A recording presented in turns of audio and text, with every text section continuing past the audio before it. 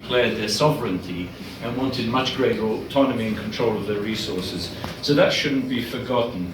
So I think they need to, like our forum, we need to intensify our activities, basically, to dissolve the Russian Empire. And I have a sort of New Year resolution that I can share with you. I think Russia's dissolution in terms of the wider picture will severely weaken the imperialist bloc.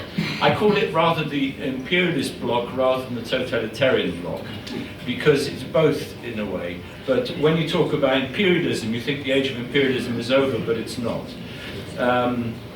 Now, a common platform such as this forum for dozens of movements and hundreds of activists and analysts, which have participated in the already 13 forums, gives an international voice to the aspirations of national and regionalist movements subdued by Moscow.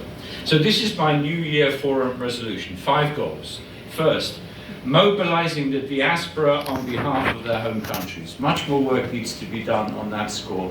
And there are older diasporas, but also newer diasporas, people that left Russia or the Russian so-called Federation much more recently, communities of Buryats and Bashkirs and Tatars and others, and learn a lot from the Chechens as well. The Chechens have amazing experience in organization. The Chechens are great warriors, but they're also great organizers. So turn to the Chechens as well. Secondly, expand outreach or in-reach into Russia itself through social media and various informal channels to provide information, to support any nascent autonomy movements, independence movements, and to mobilize people on behalf of their nation. Like the Ukrainians, many Ukrainians are rediscovering their identity, their history that was stolen by Moscow over the centuries. Now all these other nations have the opportunity to do the same. And again, here Ukraine, I think, provides a valuable, look to the Ukrainians, they provide a valuable lesson, I think, to a lot of the captive nations still inside Russia. Third, educate opinion leaders around the world about the existence and activities of these national and regional independence movements and why Russia is a failed state. So encourage them to read my book, which is published a couple of years ago, but in several translations. In fact, I'm actually going to the Balkans in 2 weeks because there's a Montenegrin translation of my book that I'm launching in Cetinje, the old capital of Montenegro. Fourth, very important, formulate policy recommendations for democratic governments in dealing with post-Russia. Remember how unprepared we were for the dissolution of the Soviet Union. I remember very well being in Washington at the time. I was at one of the think tanks, and everybody was rubbing their hands. What are we going to do? I mean, aside from the administration, Congress itself was also confused about how this would develop and what our reaction should be. We should not be in a position where we're unprepared yet again for a collapse of an empire. And now is the time to begin contingency planning, to coordinate better with our allies and with all the neighbors that will be affected. I mean, over 14 countries are going to be affected by Russia's dissolution. From Norway and Finland to Japan and Korea. So this is a huge global, new global era that we're entering.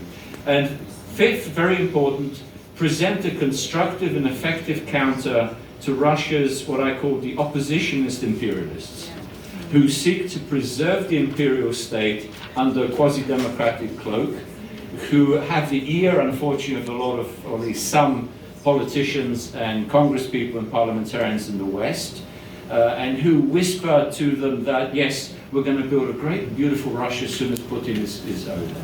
Well, do not believe that. Not only do not believe that, but give a counter, what the real post-Russia should look like. And this is where the forum comes in. And I know Oleg is actually in the process of registering this forum as an NGO in The Hague, which is very close to where hopefully all of these Russian leaders are going to be tried, and to help in gaining attention and fundraising for the forum. The forum, I think, will also need a headquarters to enhance communication, organization, and response to important developments. In other words, the media will be going crazy when things start to crack. Who are they going to turn to? And suddenly people will say, oh, who knew? Well, we did. It can advise also post-Russia movements to draw up proposals, agendas, work plans, and even constitutions for establishing new states. Again, Chechnya is a fantastic example for a lot of these nascent movements. And it can build a broader media and social network presence to influence political and public opinion. And very last point, I'm actually in the process of compiling an anthology of the first 14 forums. We're having the next one in Vienna next month. And I'm assembling as many speeches and talks as possible. It's both informative and analytical and prescriptive, all three. So it's going to be published actually in Kyiv. There's a lot that's happening actually that we haven't talked about, both in Poland but also in Ukraine. For Ukraine, can you imagine a bigger morale booster than the fact that Russia is not going to survive?